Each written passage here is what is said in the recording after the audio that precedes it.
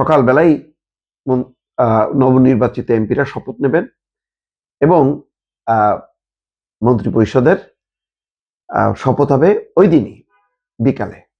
সকালে সম্ভবত যেটা ধারণা করি সিইসি, যেহেতু শিরিন শারমিন চৌধুরী স্পিকার পদত্যাগ করেছেন, ডেপুটি স্পিকার শামসুল হক টুকু হত্যা মামলার আসামি কারাগারে আছেন, বিকল্প হচ্ছে সিইসি শপথ বাক্য পাঠ করাবেন নবনির্বাচিত এমপিদের। বিকেল বেলায় হবে শপথ বঙ্গভবনে, রাষ্ট্রপতি মোহাম্মদ শাহাবুদ্দিন তিনি শপথ বাক্য পাঠ করাবেন। তাড়াহুড়ো যদি বলেন, হ্যাঁ একটা তাড়াহুড়ো তো আছেই। এর আগে বলা হচ্ছিল 17-18 তারিখের মধ্যেই শপথ হবে, কিন্তু এতদিন আর যাচ্ছে না। তার মানে আজকে 14 তারিখ, 15-16 পরশুদিনই একসাথে সব শেষ হয়ে যাবে। এর কারণ বোঝা যায় যে একটু আইন শৃঙ্খলা পরিস্থিতির অবনতি হচ্ছে। আজকে বাগেরহাটে একজন নিহত হয়েছে, কিছুক্ষণ আগে দেখছি যে খবর হলো সে নওগাঁয় দুই পক্ষের মধ্যে মারপিট হয়েছে, হানাহানি হয়েছে। জামাত এবং বিএনপির মধ্যে সেখানে 13 জন আহত হয়েছে, বিএনপির নেতা সহ 4 জন গ্রেপ্তারও হয়েছে। এটা একটা ভালো জিনিস, ছাড় দেওয়া হয়নি। তারপরে আরো বিভিন্ন জায়গায় হচ্ছে, ভালো খবরও আছে। অনেক জায়গায় বেশ সম্প্রীতির বন্ধন দেখা যাচ্ছে।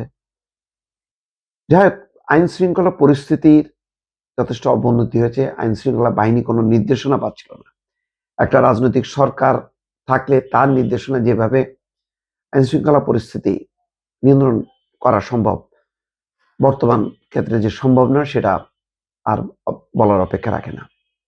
এখন যেটা হবে, তারেক রহমান যেটি বলেছেন, আইন অনুযায়ী সবকিছু হবে, দল অনুযায়ী না, ব্যক্তি অনুযায়ী না। অর্থাৎ বিএনপির নেতাকর্মীরাও যদি মনে করেন যে দল জিতেছে, এখন ড্যাম কেয়ার ভাব, এখন আগে মাঝখানে সরকার পট পরিবর্তনের পর যা যা করেছি সেটা করব, আর এনসিপি জামাতের নেতাকর্মীরা যদি মনে করেন যে তারা মব তৈরি করবেন, যখন তখন ভারতীয় আধিপত্যবাদ, আওয়ামী দোসর বলে জ্বালাও পোড়াও করবেন, বুলডোজার পাঠাবেন, সেটা হবে না। বরং গত 15-16 মাসে কারা কারা এই ঘটনাগুলো ঘটিয়েছে সেগুলিকে শনাক্ত করাও দরকার, কারণ এই দুর্বৃত্তরা সুযোগ পেলেই আবার হানা দেবে।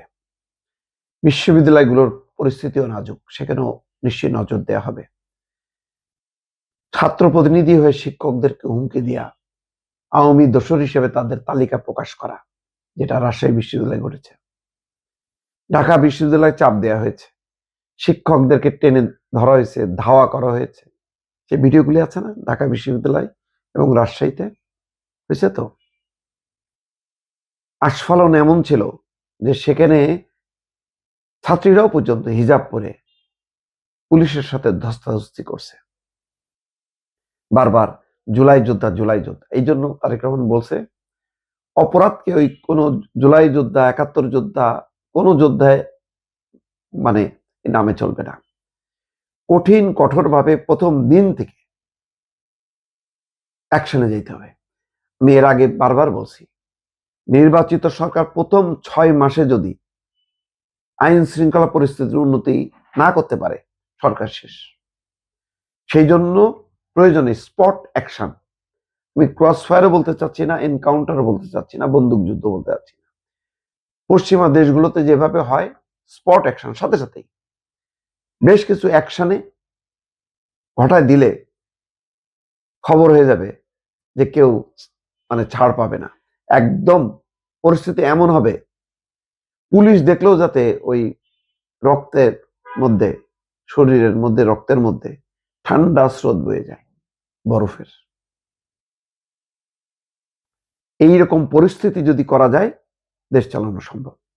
আশা করা যায় তারেক রহমান হয়তো সেই কঠোর মনোভাব নিয়ে এগোবেন, যেখানে মানবিক অবস্থাটা প্রকাশ করা দরকার সেটা করবেন।